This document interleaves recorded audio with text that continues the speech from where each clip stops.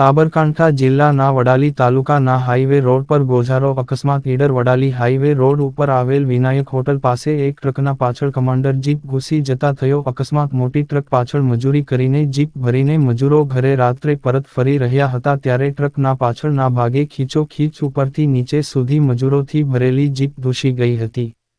તત્કાલીન ઘટના સ્થળે 4 વ્યક્તિના મૃત્યુ થયા છે ત્યારે અન્ય ઘાયલોને પોલીસ તંત્ર તેમજ સ્થાનિક નાગરિકોના સહયોગથી ઈડર હોસ્પિટલ માંગ લઈ જવાની કાર્યવાહી કરવામાં આવી છે। પોલીસ તંત્ર દ્વારા તત્કાલીન હાઈવે રોકીને ઘાયલોને તેમજ પરિસ્થિતિને અનુરૂપ કામ કરીને ઘાયલોને બચાવી અને તાત્કાલિક સેવા મળે તેવી કાર્યવાહી કરી। આ સાથે દુઃખવાદ જણાવતા તંત્રએ આવી ઉપરનીચે શ્રમિકોને ભરીને જતી ગાડીઓ પર રોક લગાવે એવી જનતાની આવાજ ઉઠી છે।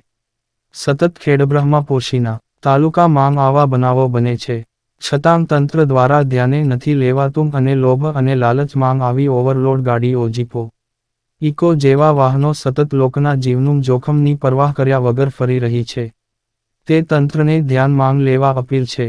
આદિવાસી સમાજના જનજાગૃતિના અને સામાજિક કાર્ય કરતી સંસ્થાઓ દ્વારા તેમજ આદિવાસી સામાજિક કાર્યકરો અધારા ટ્રાફિક વિભાગ અને લાગતા વળગતા પોલીસ સ્ટેશન વિસ્તારના અધિકારીશ્રીઓ આ બાબતે ધ્યાન દોરવા વિનંતી અપીલ કરીએ છીએ।